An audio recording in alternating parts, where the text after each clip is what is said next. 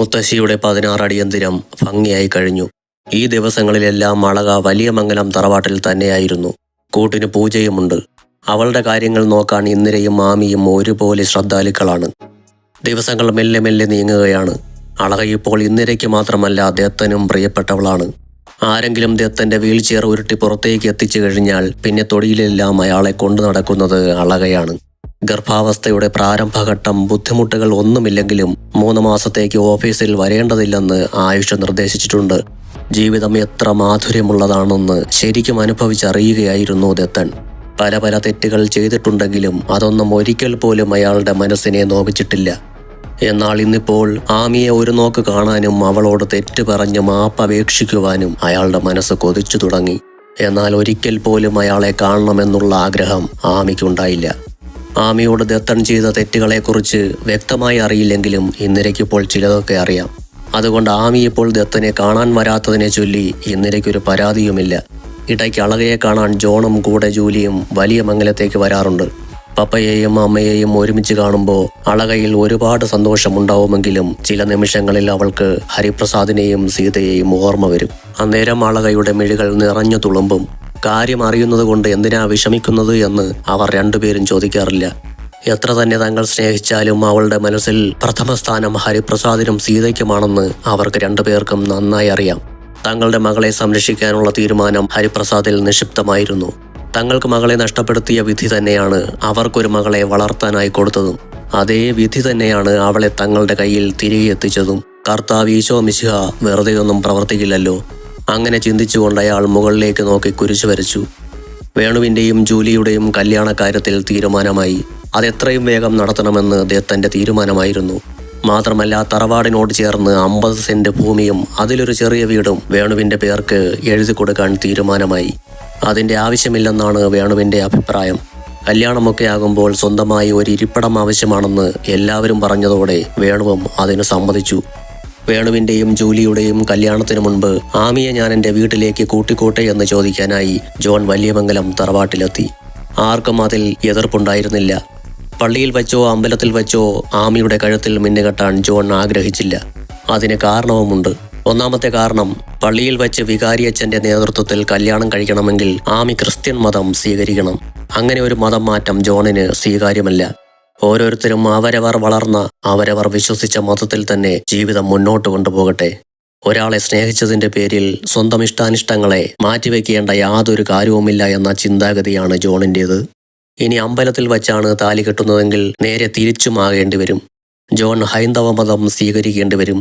അതും ജോണിനു സ്വീകാര്യമല്ലാത്തതിനാലാണ് അമ്പലത്തിലും പള്ളിയിലും വച്ച് മിന്നു കെട്ടേണ്ടതില്ലെന്ന് ജോൺ തീരുമാനിച്ചത്. വരുന്ന മാസം 8-ാം തീയതി വേണുവിൻ്റെയും ജൂലിയുടെയും വിവാഹം നടത്താൻ തീരുമാനമായി. അതിനു മുൻപ് നല്ലൊരു ദിവസം നോക്കി ആമിയെ ജോണിൻ്റെ വീട്ടിലേക്ക് പറഞ്ഞയക്കാനും തീരുമാനമായി. വേണുവിൻ്റെ പേരിൽ ആക്കിക്കൊടുത്ത വീടിൻ്റെ ഇന്റീരിയൽ വർക്കുകൾ നടക്കുകയാണ്. ആയുഷ് തിരഞ്ഞെടുത്ത ഡിസൈനുകളാണെല്ലാം. ഒത്തിരി കഷ്ടപ്പെട്ട തൻ്റെ വേണുവേട്ടന് നല്ലൊരു ജീവിതം കിട്ടട്ടെ എന്ന ആഗ്രഹത്തിലാണ് ആയുഷ് ഇപ്പോൾ. എല്ലാ പ്രശ്നങ്ങളും അവസാനിച്ച് സന്തോഷമുള്ള ദിനങ്ങൾ കടന്നു വന്നതും ആയുഷിൻ്റെ മനസ്സിൽ നിന്നും ആശങ്കകൾ അകന്നു കഴിഞ്ഞിരുന്നു. മെയിൻ വില്ലനായ തൻ്റെ അച്ഛൻ ഇന്നീ അവസ്ഥയിലായതിനാലും ബാക്കിയുള്ള ശത്രുക്കൾ ജയിൽ അഴിക്കുള്ളിൽ കിടക്കുന്നതിനാലും ഇനിയൊരു ടെൻഷൻ്റെയും ആവശ്യമില്ലെന്ന് ആയുഷ് മനസ്സിലോർത്തു. കാര്യകാരണങ്ങൾ ഒന്നുമില്ലാതെ ദിവസങ്ങൾ പിന്നെയും ഓടിക്കൊണ്ടിരുന്നു. ഇന്നാണ് ആമി ജോണിൻ്റെ കൂടെ പോകുന്ന ദിവസം. കൂട്ടിക്കൊണ്ടുപോകാനായി ജോൺ എത്തിയിട്ടുണ്ട്. അന്ന് ചുറ്റാനായി പുതിയ സാരി എടുക്കാമെന്ന് ജോൺ പറഞ്ഞെങ്കിലും ആമി അതിനനുവദിച്ചില്ല. വർഷങ്ങൾക്ക് മുമ്പ് വിവാഹം രജിസ്റ്റർ ചെയ്യുന്ന ദിവസം ജോൺ അവൾക്കായി വാങ്ങിക്കൊടുത്ത സാരി, ക്രീം കളറിൽ ഗോൾഡൻ പ്രിന്റുകൾ ഉള്ള സാരി, അവൻ കൊടുത്ത മന്ത്രകോടി, അത് തന്നെ ഉടുക്കണമെന്നാണ് ആമിയുടെ മനസ്സിൽ. അന്നും ഇന്നും ആമിയുടെ വെയിറ്റിന് മാറ്റമൊന്നും ഇല്ലാത്തതിനാൽ ബ്ലൗസ് ഇപ്പോഴും കറക്റ്റ് ഫിറ്റിംഗ് ആണ്. പൂജയാണ് ആമിയെ ഒരുക്കിയത്. സഹായത്തിന് അളകയും ഉണ്ടായിരുന്നു. മുടിയിൽ ചൂടാനുള്ള മുല്ലപ്പൂ പൂജ പ്രത്യേകം പറഞ്ഞ് ആയുഷിനെ കൊണ്ട് വാങ്ങിപ്പിച്ചിരുന്നു. എന്തിനാണ് പൂജ ഈ പൂവൊക്കെ? ഞാനിത് ചൂടില്ല, ആമി കർശനമായി പറഞ്ഞു. ഇന്നത്തെ ഒരു ദിവസമല്ലേ ചിറ്റെ ഞങ്ങളുടെ ഇഷ്ടം നോക്കേണ്ടൂ. നാളെ മുതൽ ചിറ്റയ്ക്ക് ഇഷ്ടമുള്ളതുപോലെ ചെയ്യാം. അതുകൊണ്ട് ഇന്ന് ഈ പൂവ് ഞാൻ ചൂടിത്തരിക തന്നെ ചെയ്യും. ആമി പൂജയുടെ മുഖത്തേക്ക് അല്പനേരം നോക്കുന്നതിന് ശേഷം സമ്മതം എന്ന ഭാവത്തിൽ പൂജയ്ക്ക് മുന്നിൽ തിരിഞ്ഞു നിന്നു. ഒരുങ്ങിക്കഴിഞ്ഞതിന് ശേഷം ആമി കണ്ണാടിക്ക് മുന്നിൽ വന്നു നിന്നു. 25 വർഷം മുൻപത്തെ ആമിയെ മനസ്സിൽ സങ്കല്പിച്ചുകൊണ്ട് അവൾ തൻ്റെ പ്രതിരൂപത്തെ നോക്കി. പ്രായം പല മാറ്റങ്ങളും തൻ്റെ മുഖത്ത് വരുത്തിയിരിക്കുന്നു. അന്നത്തെ 20 വയസ്സുകാരിയിൽ നിന്നും 45കാരിയിലേക്കുള്ള മാറ്റം ചെറുതല്ല. കണ്ണാടിയിലെ പ്രതിബിംബത്തിൽ തൻ്റെ പിന്നിലായി അളകയെ കണ്ടതും ആമിയുടെ ചുണ്ടിലൊരു പുഞ്ചിരി വിടർന്നു. ഇപ്പോൾ കറക്റ്റായി. 25 വർഷങ്ങൾക്ക് മുൻപുള്ള ഞാനും 25 വർഷങ്ങൾക്ക് ശേഷമുള്ള ഞാനും. ആമിയുടെ സംസാരം കേട്ട് പൂജ ചിരിയോടെ അവർക്കരികിലേക്കെത്തി. നന്ദയെ ആദ്യമായി കണ്ടപ്പോൾ ഞാൻ ഇന്ദു ആൻറ്റിയോട് പറഞ്ഞ കാര്യം ഇതായിരുന്നു. ചിറ്റയെപ്പോലെ ഒരു പെണ്ണ് അച്ചുവേട്ടൻ്റെ കൂടെ വന്നിരിക്കുന്നു എന്ന്. എത്ര കറക്റ്റായിരുന്നു ആ പ്രവചനം അല്ലേ? അതിനു മറുപടിയായി ആമി ഒന്ന് ചിരിച്ചു. വല്യമംഗലം തറവാടിൻ്റെ പൂജാമുറിയിൽ വെച്ചാണ് ജോൺ ആമിയുടെ കഴുത്തിൽ മിന്നുകെട്ടിയത്. ക്രിസ്ത്യൻ മതാചാരപ്രകാരമുള്ള ഒരു കുഞ്ഞു താലി. പൂമുഖത്ത് വീൽചെയറിൽ ദത്തൻ ഇരിക്കുന്നുണ്ട്. ആമിയുടെ കൈ പിടിച്ച് ജോണിൻ്റെ കൈകളിൽ ഏൽപ്പിക്കണമെന്ന് ദത്തന് അതിയായ ആഗ്രഹമുണ്ടായിരുന്നു. എന്നാൽ യാത്ര ചോദിക്കുന്നതിനായി ജോൺ മാത്രമാണ് അയാൾക്കരികിലേക്ക് എത്തിയത്. ആമി സ്വയം ചെന്നതുമില്ല. ആരും ദത്തനരികിലേക്ക് ആമിയോട് ചെല്ലാൻ പറഞ്ഞതുമില്ല. പൂമുഖത്ത് ദത്തനെ കൂടാതെ വേണുവും ഇന്ദിരയും ആയുഷും കിച്ചണിലെ സ്റ്റാഫുകളും പിന്നെ പുറംപണിക്കാരും ഉണ്ടായിരുന്നു. ദത്തൻ ഒഴികെയുള്ളവരോട് യാത്ര ചോദിച്ചുകൊണ്ട് ആമി ജോണിന് പിന്നിലായി പൂമുഖത്തു നിന്നും ഇറങ്ങി. ജോൺ കോ ഡ്രൈവർ സീറ്റിന്റെ ഡോർ ആമിക്ക് മുന്നിൽ തുറന്നു പിടിച്ചു. ഒരു നിമിഷം പിന്നിലേക്കൊന്ന് തിരിഞ്ഞു നോക്കിക്കൊണ്ട് ആമി കാറിനുള്ളിലേക്ക് കയറിയിരുന്നു. ഡോർ അടച്ച് എല്ലാവരോടും ഒരിക്കൽ കൂടി യാത്ര പറഞ്ഞുകൊണ്ട് ജോൺ ഡ്രൈവിംഗ് സീറ്റിലേക്ക് കയറിയിരുന്നു.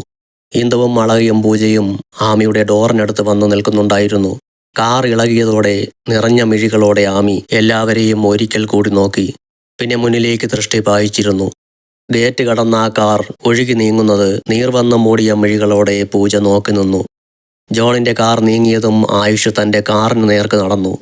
കാർ സ്റ്റാർട്ട് ചെയ്ത് അവൻ അളകയ്ക്ക് മുന്നിൽ കൊണ്ടുവന്ന് നിർത്തി. വാ കേറ്, നമുക്ക് വൈകുന്നേരം തിരിച്ചു വരാം. അളക തിരിഞ്ഞ് ഇന്ദിരയെയും പൂജയെയും നോക്കി. മോള് പോയിട്ട് വാ. ഇന്ദിര അവൾക്ക് അനുവാദം കൊടുത്തു. പൂജയും ഒരു ചെറുചിരിയോടെ തലയാട്ടി. പൂമുഖത്തിരിക്കുന്ന ദത്തന്റെ നേർക്കും അളക ഒന്ന് നോക്കി. അയാളും പോകാനുള്ള സമ്മതമെന്നോണം അവൾക്ക് നേരെ കൈവീശി കാട്ടി. അതോടെ അളക ഫ്രണ്ട് സീറ്റിലേക്ക് കയറിയിരുന്നു. ജോണും ആമിയും ബംഗ്ലാവിന്റെ മുറ്റത്തെത്തിയതിന്റെ തൊട്ടുപുറകിൽ തന്നെ ആയുഷും അളകയും എത്തിയിരുന്നു. അന്നേരം വീട്ടിൽ കുഞ്ഞന്നാമ്മ ചേട്ടത്തിയും ഇമ്മാനുവലും ഭാര്യ എൽസിയും സാമും ജോലിയും ഉണ്ടായിരുന്നു. എൽസിയാണ് മെഴുകുതിരി കൊടുത്ത് ആമിയെ അകത്തേക്ക് സ്വീകരിച്ചത്.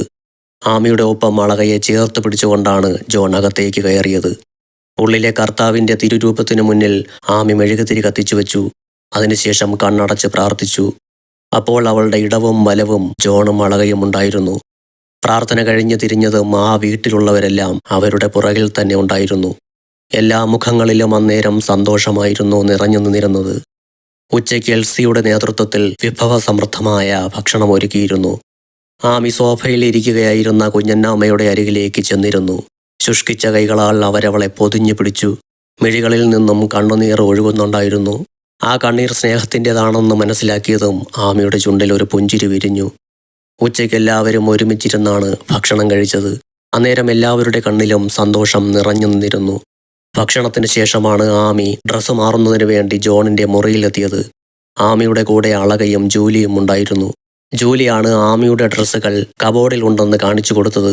അതിനുശേഷം ഡ്രസ്സ് മാറ്റിക്കോളൂ എന്ന് പറഞ്ഞ് ജൂലി പുറത്തേക്ക് ഇറങ്ങിപ്പോയി. അമ്മയുടെ മുടിയിലെ മുല്ലപ്പൂ വഴിച്ചു മാറ്റാൻ അളക സഹായിച്ചു. അതിനുശേഷം കബോർഡിൽ നിന്നും ഒരു ചുരിദാർ എടുത്തുകൊണ്ട് ആമി ഫ്രഷാവാൻ വാഷ്റൂമിലേക്ക് കയറി.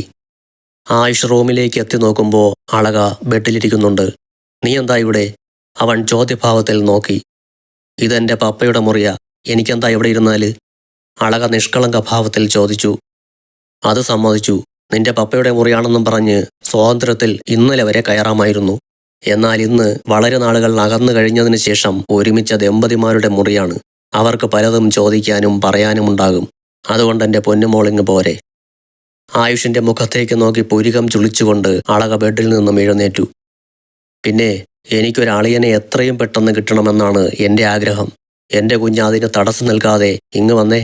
അളകയുടെ കൈ പിടിച്ചുകൊണ്ട് മുകളിലെ സ്റ്റെപ്പ് കയറാനായി പോകുമ്പോൾ ആയുഷ് പറഞ്ഞു. ദയച്ചേട്ടാ, വേണ്ടാത്ത വർത്തമാനങ്ങളൊന്നും പറയണ്ട. അളിയം വേണം പോലും. പിന്നെ അളക ദേഷ്യത്തിൽ ആയുഷിൻ്റെ കൈ കുടഞ്ഞുകൊണ്ട് പറഞ്ഞു. എടീ കാന്താരി, നിനക്ക് കുശുമുണ്ടല്ലേ? നിന്നെ ഞാൻ ശരിയാക്കി തരാം. അതും പറഞ്ഞ അവളുമായി മുകളിലേക്ക് കയറുമ്പോഴാണ് താഴെ നിൽക്കുന്ന സാം ആയുഷിൻ്റെ ശ്രദ്ധയിൽപ്പെട്ടത്. സാമളിയോ, ഇവിടെ തന്നെ കാണണം. എനിക്ക് ചിലതൊക്കെ ചോദിച്ചറിയാനുണ്ട്. ഒരു കണ്ണിറുക്കി ഹാസ്യഭാവത്തോടെ ആയുഷ് അത് പറയുമ്പോൾ സാമിന്റെ നെഞ്ച് ദ്രുതഗതിയിൽ ഇടിക്കുന്നുണ്ട്. വൈകുന്നേരത്തെ ചായയ്ക്ക് ശേഷം ആയുഷും അളകയും വലിയ മംഗലത്തിലേക്ക് പോകാൻ റെഡിയായി. ആ വീട്ടിലുള്ളവരെല്ലാം ഹാളിൽ നിരന്നു നിൽക്കുന്നുണ്ട്. ഇന്ന് മോളെയും കൊണ്ട് പോണോ അച്ചു? ആമിയോട് ചേർന്ന് നിൽക്കുന്ന അളകയെ നോക്കിയാണ് ജോൺ ചോദിച്ചത്. വേണമെങ്കിൽ ഞങ്ങൾ 2 ദിവസം കഴിഞ്ഞു വരാം. ആമിക്ക് അളകയെ പറഞ്ഞയക്കാൻ മനസ്സില്ലായിരുന്നു. അളകയ്ക്കും അങ്ങനെ തന്നെ. അച്ചു പ്ലീസ്, നിനക്ക് തിരക്കുണ്ടെങ്കിൽ പൊയ്ക്കോ, മോളിന്നിവിടെ നിൽക്കട്ടെ. ആമിയും ആയുഷിനോട് കെഞ്ചി. അതൊന്നും പറ്റില്ല, എനിക്കെൻ്റെ ഭാര്യയെ കാണാതെ ഉറങ്ങാൻ പറ്റില്ലെന്നേ. അളകയുടെ മുഖത്തേക്ക് നോക്കി കണ്ണുകൾ ചിമ്മിക്കൊണ്ട് ആയുഷ് പറഞ്ഞു. അവൻ്റെ വാക്കുകളിലെ നർമ്മം കേട്ട് എല്ലാവർക്കും ചിരി വന്നെങ്കിലും അളക മാത്രം കിറിവിച്ച മുഖത്തോടെ അവനെ നോക്കി. നീങ്ങ് വന്നേ, നമുക്ക് 2 ദിവസം കഴിഞ്ഞിട്ട് വരാം. ആയുഷ് അളകയുടെ കൈ പിടിച്ചുകൊണ്ട് മുന്നോട്ട് നടന്നു. ഇമ്മാനുവലിൻ്റെ മുന്നിലെത്തിയപ്പോൾ അവൻ ഒന്നു നിന്നു. അങ്കിൾ, സാമളിയനെ എങ്ങനെ നിർത്താതെ പെട്ടെന്നങ്ങ് കെട്ടിക്കരുതോ? സാമിനെ നോക്കി ഒന്ന് കണ്ണിറുക്കി കാട്ടിക്കൊണ്ടാണ് ആയുഷ് ചോദിച്ചത്. എന്നെ കൊലയ്ക്ക് കൊടുക്കുമോ എന്ന ഭാവത്തോടെ സാം നെഞ്ചിൽ കൈവച്ചു. ജോലിയുടെ കാര്യത്തിൽ ഒരു തീരുമാനമായ സ്ഥിതിക്ക് ഇനി അവൻ്റെ കാര്യം കൂടി നോക്കണം. പറ്റിയ ഒരു കുട്ടിയെ കണ്ടെത്തണം. ഇമ്മാനുവൽ പറഞ്ഞത് കേട്ട് ആയുഷ് ഒന്ന് ചിരിച്ചു. എൻ്റെ ഒരു ഫ്രണ്ടുണ്ട്, ഇവളെ കൺസൾട്ട് ചെയ്യുന്ന ഡോക്ടറാ. പേര് എലിസബത്ത്. അച്ചായത്തി തന്നെ, വേണമെങ്കിൽ ഒന്ന് നോക്കാം. കേട്ടുനിന്ന ജോലി പെട്ടെന്ന് സാമിൻ്റെ കയ്യിൽ ഒറ്റയടി വച്ചു കൊടുത്തു. ചുമ്മാ ഇരിയടി അപ്പച്ചി, മനുഷ്യൻ്റെ നെഞ്ചിവിടെ പെരുമ്പറ കൊട്ടുമ്പോഴാ. അവൻ അവൾക്ക് മാത്രം കേൾക്കാൻ പാകത്തിൽ പിറുപിറുത്തു. നല്ലതാണെങ്കിൽ നമുക്ക് നോക്കാൻ വച്ചു. നമുക്ക് മാത്രം ഇഷ്ടപ്പെട്ടത് കൊണ്ടായില്ലല്ലോ, പിള്ളേർക്കും ഇഷ്ടപ്പെടേണ്ടായോ? ഇമ്മാനുവൽ പറഞ്ഞത് കേട്ട് ആയുഷ് സാമിനെ ഒന്ന് നോക്കി. അതെ, അവർക്ക് തമ്മിൽ ഇഷ്ടപ്പെട്ടില്ലെങ്കിൽ നമുക്ക് വേറെ നോക്കാം, അല്ലേ സാമളിയ? ആയുഷ് സാമിൻ്റെ നേർക്ക് നോക്കി കണ്ണിറുക്കി. എന്നാൽ പിന്നെ യാത്രയില്ല, ഞങ്ങൾ 2 ദിവസം കഴിഞ്ഞു വരാം. എല്ലാവരോടും കൈവീശി കാണിച്ചുകൊണ്ട് ആയുഷ് അളകയെയും കൂട്ടി കാറിൻ്റെ അരികിലെത്തി. അളകയെ കോ ഡ്രൈവർ സീറ്റിൽ കയറ്റിയിരുത്തിയതിനു ശേഷം അവൻ ഡ്രൈവിംഗ് സീറ്റിലേക്ക് കയറിയിരുന്നു. കാർ സ്റ്റാർട്ട് ചെയ്ത് റിവേഴ്സ് എടുക്കുമ്പോഴാണ് സാം ഡ്രൈവിംഗ് സീറ്റിന് അടുത്തേക്ക് വന്നത്. അതോടെ ആയുഷ് വിൻഡോ ഗ്ലാസ് താഴ്ത്തി. അളിയോ, വല്ലാതങ്ങ് ഓവർ സ്മാർട്ട് ആകല്ലേ. ചളിയടിക്കുന്നത് കാണാൻ വലിയ രസമൊന്നുമില്ല. ആണോ? എങ്കിൽ ഞാൻ ഇപ്പോൾ തന്നെ പോയിട്ട് പറയാം, ലവര് രണ്ടും തമ്മിൽ മുഴുത്ത പ്രണയത്തിലാണെന്ന്. നിങ്ങൾക്ക് എന്താണ് മനുഷ്യ, എൻ്റെ വയറ്റത്തടിച്ചാലേ സമാധാനമുണ്ടാവൂ? ആയുഷ് പൊട്ടിച്ചിരിച്ചു. പോയെ, വെറുതെ കളയാൻ എനിക്കൊട്ടും സമയമില്ല. അതോടെ താഴ്ന്നു നിന്ന് സാം അളകയെ നോക്കി. ഇതെന്ത് സാധനമാ എന്ന അർത്ഥത്തിൽ ആയുഷിനെ നോക്കി ചുണ്ടുകൾ കൊണ്ടും കൈകൾ കൊണ്ടും ആംഗ്യം കാട്ടി. പേടിക്കാനൊന്നുമില്ല എന്ന അർത്ഥത്തിൽ അവൾ സാമിന് നേർക്ക് കൺചിമ്മി കാണിച്ചു. കാർ കണ്ണിൽ നിന്നും മറയുന്നതുവരെ സാം നോക്കി നിന്നു. I feel nauseous, believe me. Never had a lot of shit come easy. Had to work hard, struggle just to be me.